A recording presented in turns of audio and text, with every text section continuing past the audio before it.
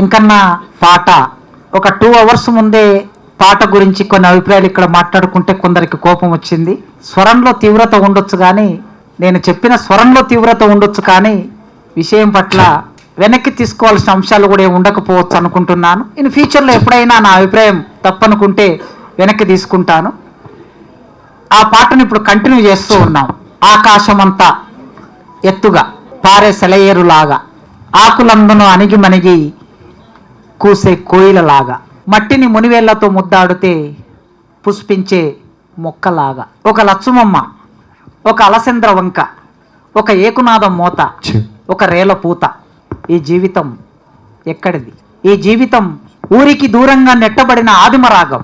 మనిషి ఒంటరిగా ఉన్నప్పుడు ఆ ఒంటరితనం నుంచి బయటపడడం కోసం సంగీతాన్ని ఆశ్రయిస్తారు అని అంటారు సంగీత విద్వాంసులు. విద్వాంసులనే మాట ఏమో కానీ ఒక మనిషి ఒంటరిగా ఉన్నప్పుడు కళారూపాన్ని ఆశ్రయిస్తారు. పంట పొలంలో ఉన్న మంచె మీద పశువులు కాసే సందర్భంలో ఏగుజాము కాలములో ఎరువుల బండి గట్టి రిక్కెడుతూ ఆ బండి మీద వెళుతూ ఉన్నప్పుడు ఒంటరి మనిషి పాట పాడితే ఆకాశాన పోయి కాకి చెవు పెట్టిను అని రాశాడు గోరటి వెంకన్న. మొదటి పాట అదే. అట్లా ఆకాశాన పోయే కాకి చెవున పెట్టి వినే ఆ గ్రహింపు ఉన్నది చూడండి. మహాప్రస్థానానికి ముందు మాట రాసు చలం శ్రీశ్రీ కవిత్వం ఏమిటంటే, మనిషి కింద పడి విరిగిన చీమ కాలు శబ్దాన్ని విన్నాడు అన్నాడు. ఇక్కడ గోరటి వెంకన్న ఆ ఎరువు బండి గట్టి కొట్టే ఆ ఒంటరి మనిషి వాడే పాటని ఆకాశాన పోయే కాకి చెవుబెట్టి వింటుంది అన్నాడు. అలాంటి గోరటి వెంకన్నతో ఇవాళ ఛాయ సంస్థ కేవలం ప్రచురణ సంస్థ మాత్రమే కాదు, ఇది ఒక సాహిత్య సంస్థగా లిటరరీ ఫెస్టివల్ జరుపుతున్న ఈ సందర్భంలో అన్నతో మాట్లాడుకుంటున్నాం. ఎంకన్నా, మీరు కవిత్వంలోకి ఎలా ప్రవేశించారు అనే ఒక ప్రశ్నతో ఈ కార్యక్రమాన్ని మొదలు పెడదాం. కవిత్వం తెలియదు కానీ చిన్నప్పుడు మా మామ ఉండేవి, ఆయన నానమ్మ, చాలా చిన్న ఏజ్, నాకు 5వ తరగతి 4వ తరగతిలో. ఆయన ముఖం గుండ్రంగా చిప్పలాకుండే. ఇంకో వాళ్ళ అన్న ఉండే, ఆయన సన్నగా ఉండే, కాసన్నని. నేనేం చేసినంటే చిన్నప్పుడు నాకు తెలియదు, మా ఊర్లో అంటారు, ఆయన ఇప్పటికంటారు నా మీదనే కదా మొదటి పాట రాసినవి అంటాడు. వీడు తెప్పకాశి కానీ తమ్ముడు బద్ది సిప్ప భగవంతుడు, తెప్పకాశి సన్నగా ఉండని తెప్పకాశన భగవంతుడు అని రాసిన, అది మా మీద కడతామని అన్నారు. ఇది అలవాటు. మా ఊర్లో వాడు మాడిచెక్కలు తెచ్చుకుంటుంటే మా నాయన కూడా చేసినాడు. మాడిచెక్కల కాడ లింగమయ్య నువ్వు మనగాని ఉన్నవు లింగమయ్య ఊరి బంద్ చేసినాడు వద్దురని, వీడు బనాయిస్తురని. తర్వాత వచ్చిండు సద్ద రొట్టెలు తెచ్చుకున్నాడు. మా నాయన అన్నాడు, సద్ద రొట్టెల కాడ లింగమయ్య నీవు సర్దారు ఉన్నవు లింగమయ్య అన్నాడు. ఊరి ఇది కూడా వద్దని ఇంట్లో ఫిర్యాదైనరు. మరుసనాడు పోయి అంబలి తెచ్చుకొచ్చిండు. అంబలి శంభుకు లింగమయ్య నీవు అమీను సావువే లింగమయ్య అన్నాడు. అంటే ఈ ప్రాస అమీను ఇవన్నీ ఏం తెలియదు నాకు కూడా. చిన్నప్పుడు ఈ ప్రాస ఇది కవిత్వం తెలియదు. ఏది పడితే అది పాడేది, ఏది పడితే అది పాడుకుంటా. తర్వాత ఇది కవిత్వమో కాదో తెలియదు. ఆ మొదటి పాట మాత్రం యాద్ చేసినందుకు, ఆకాశం ఎగుజాము పొద్దు ఎన్నెల పొడిసితే, ఎగుజాము పొద్దు ఎన్నెల పొడిసితే ఎరువు బండి గట్టి ఎద్దుల రికెట్టి పేడగడ్డ నుండి.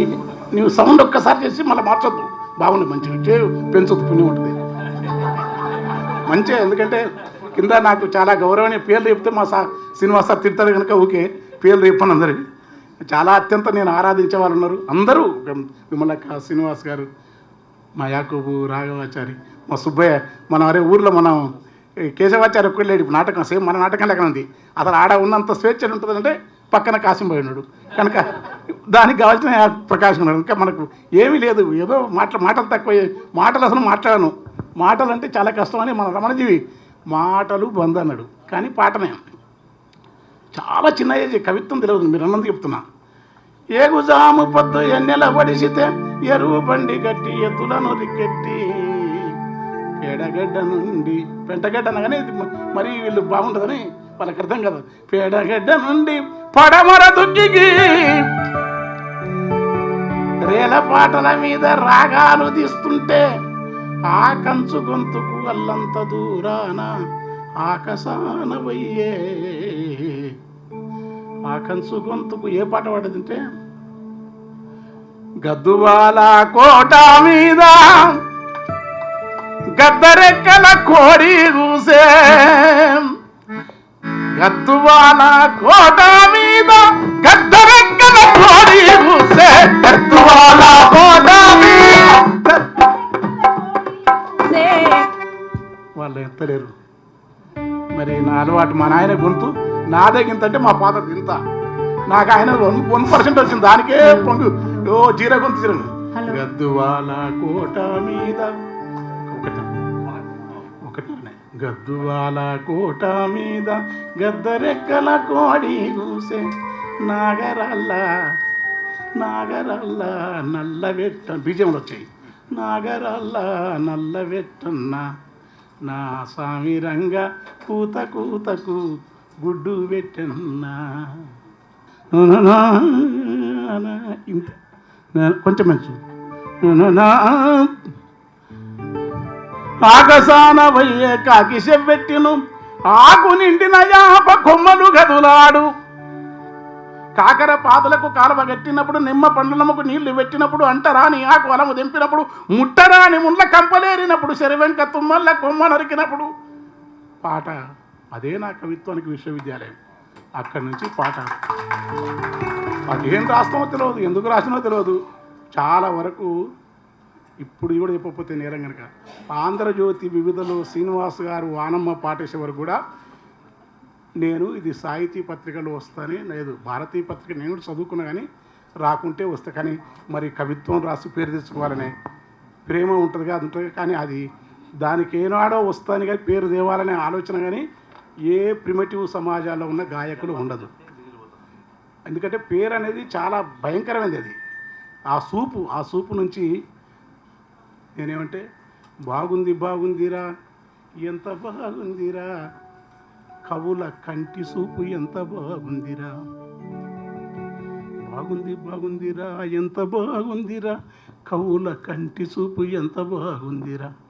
సంటి పాప నవ్వు ఓలే మింటిలోని సుక్కలోలే తోట బంతి పువ్వులోలే. బాగుంది బాగుంది చూపు ఎంత బాగుందిరా సంటి పాప నవ్వు ఓలే కంటి చూపు ఉందిరా. ఎవరిది? కవులది. ఎంత బరువునైనా మోసే భూమి బాగుందిరా, ఎంత బరువునైనా మోసే భూమి బాగుందిరా, ఎంత బరువునైనా మోసే భూమి బాగుందిరా. ఎంత బరువునైనా మోసే భూమి బాగుందిరా, ఎంత బరువునైనా మోసే భూమి బాగుందిరా, భూమి బాగుందిరా. ఎండ చెట్టు పండు ఓలే పొద్దు బాగుందిరా. అయ్యా ఎండ అప్పు ఇవ్వద్దు, ఎండ నా కాళ్ళ నొప్పులు వాళ్ళు పాపం అర్ణాంక్ వాడు కష్టపడి నన్ను దుంకుతానే చేసిండు. పాటలు కూడా ఎక్కువ. ఎండ చెట్టు పండు ఓలే పొద్దు బాగుందిరా, ఎండ చెట్టు పండు ఓలే పొద్దు బాగుందిరా. పొద్దుకు భూమికి మధ్య నేలకు పొద్దుకు మధ్య సందమా ఉందిరా.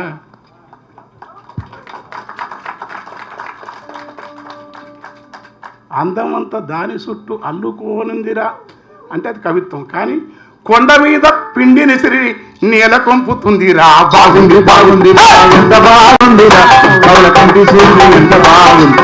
బాగుంది బాగుంది బాగా ఎంత బాగుందిరా కవుల కంటి చూపు ఎంత బాగుందిరా. బాగుంది బాగుంది బాగా ఎంత బాగుందిరా కవుల కంటి చూపు ఎంత బాగుందిరా. బాగుంది. కోతిని ఉయ్యాల ఊపే కొమ్మ బాగుందిరా, కోతిని ఉయ్యాల ఊపే కొమ్మ బాగుందిరా, కోతిని ఉయ్యాల ఊపే కొమ్మ బాగుందిరా, కోతిని ఉయ్యాల ఊపే కొమ్మ బాగుందిరా. కొమ్మలల్ల పాడే కోయిలమ్మ బాగుందిరా, కొమ్మలల్ల పాడే కోయిలమ్మ బాగుందిరా, కొమ్మలల్ల పాడే కోయిలమ్మ బాగుందిరా, కొమ్మలల్ల పాడే కోయిలమ్మ బాగుందిరా, కొమ్మలల్ల పాడే కోయిలమ్మ బాగుందిరా.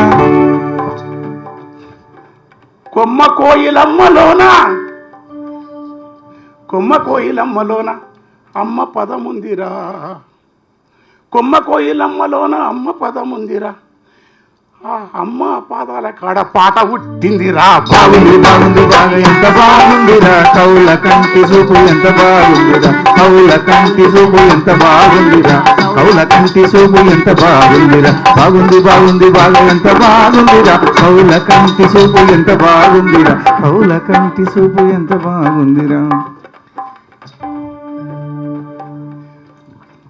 మెరుపు తీగ నుదుటి వాన మొగ్గ బాగుందిరా, మెరుపు తీగ నుదుటి వాన మొగ్గ బాగుందిరా, పరుపు బండ నీటి పరుపు బండ సరిక నీటి బుగ్గ బాగుందిరా, నీటి ముగ్గ వాన బొగ్గ నీటి ముగ్గ వాన బొగ్గ పుడమి కవన వేనురా, నీటి బుగ్గ వాన పుడమి నీటి ముగ్గ వాన బొగ్గ పుడమి కవన వేనురా, నీటి బుగ్గ వాన బొగ్గ పుడమి కవన వేనురా.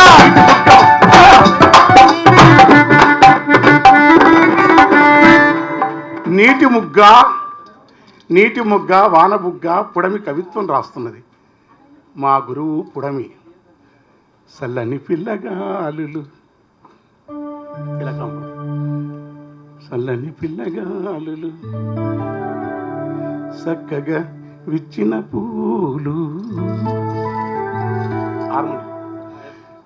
కెంపుతో అనుల్లసమాడు ఆకాశము, వ్యూహములంజను పట్టు సంతతులు, మింటదారు చిరుమేఘములు.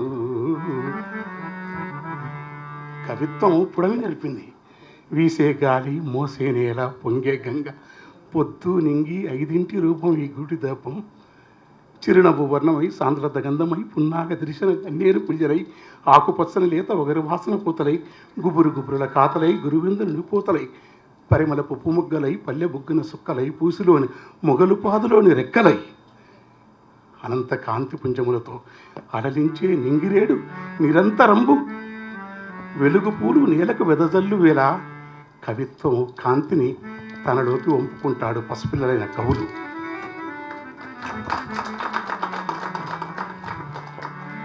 పారెవాగు వంకలు పచ్చనాకు రెమ్మలు అంతులేని సుందరం, పారెవాగు వంకలు పచ్చనాకు రెమ్మలు అంతులేని సుందరం, ఇవన్నీ కూడా నీటిపాయలన్నీ కూడా నడిపి నడిపి నడిపి అక్షరానికి తాటి కమ్మల గాలి దరువులు తాళం నేర్పితే చెట్ల పాటలు వస్తే మా పాటలు కవిత్వం ఎట్లా నేర్చుకున్నామంటే ఈ యొక్క వ్యవస్థీకృతమైన పద్ధతులకు దూరంగా ఉంటాయి. అంటే మా ఊళ్ళో కూడా వాడేది మానస సంచరే బ్రహ్మణి మానస సంచరే మదసికి పించ అలంకృత చికురే మహనీయ కబోల విచిత ముకురే మానస సంచరమే మణి మానస బ్రహ్మణి మానస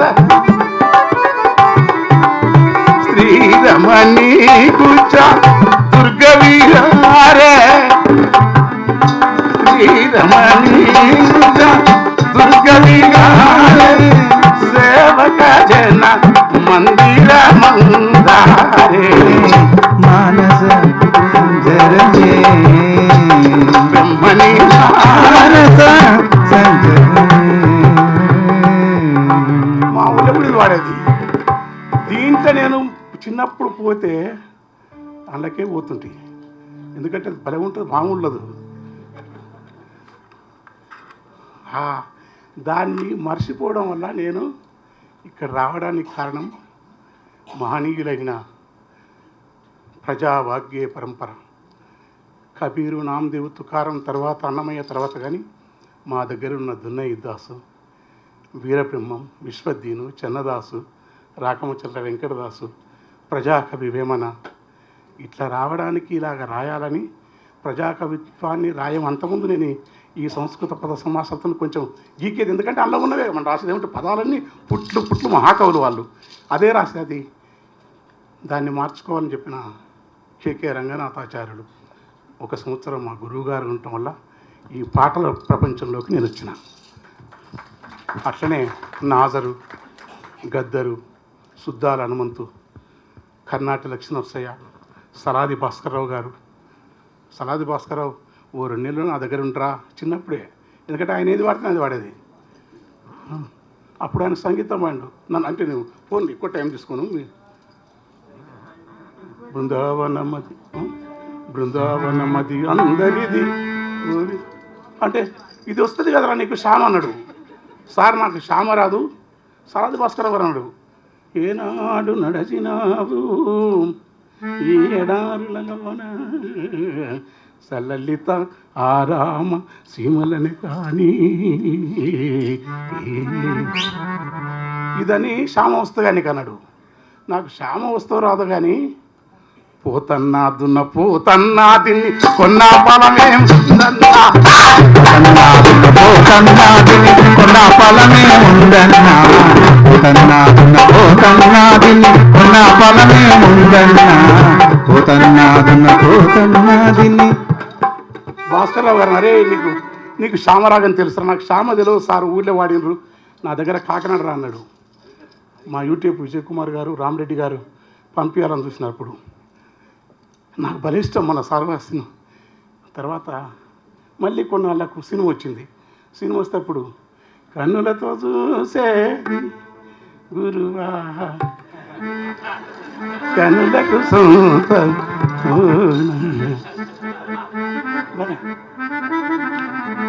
గురుప్రసాద్ గారు బింప్లస్ అది బింప్లస్ అన్నాడు. బింప్లస్ నాకేం తెలుసా స్వామి కానీ భక్త ఇది బింప్లస్ అన్నాడు. అవన్నీ కొన్నాను. మరి వేదం ఉందిరా బింప్లస్ నీకెట్లా నేర్చుకున్నాడు. నాకేముంది, మా ఊళ్ళో నారాయణ దాస్ అని ఉండే మా నాయన దోస్తు, గుర్రం ఎక్కడ బాజేరా కొంచెం గుర్రం ఎక్కడ బాజేరా రామ గుర్తు తెలుబక పాజేరా ఓ రామ గుర్తు తెలియక పాయరా, గుర్రమెక్కడ మాయరా రామ గుర్తు తెలియక పాయరా, రామ గుర్తు తెలియక పాయరా, గుర్రం ఎక్కడ బాజే గురుతూ తెలియక పాజే వెర్రి పట్టిన రీతి వెతుకానాయే రామ. ఎక్కడ బింప్లెస్ మనకు, వాళ్ళు బింప్లెస్ అంటే మనం పోతున్నాం. నీకు మనం అంటాడు మా టీవీలో నీకు సంగీతం వస్తారా అమ్మ ఒట్టు, దాని తానికి పోతే కష్టమైతే. ఎందుకంటే సంగీతం గొప్పదే కావచ్చు కానీ ఈ స్వేచ్ఛాయుతంగా పాడడం ఆపుతుంది. రాగం పెట్టి గుర్రం ఎక్కడ అంటే తక్కువ చేస్తాడమ్మా. మంగళపల్లి నాకు ఇష్టం, నాకు మహా ఇష్టం, నేదురుని కానీ కానీ అమ్మ అక్కడ పోతే కష్టమని కవిత్వం ఎట్లా వచ్చాయంటే ఊర్లో ఎట్లా పడితే అట్లా తిరిగితే, ఎట్లా పడితే అట్లా అరాచకంగా బతికితే నా కవిత్వం వచ్చింది.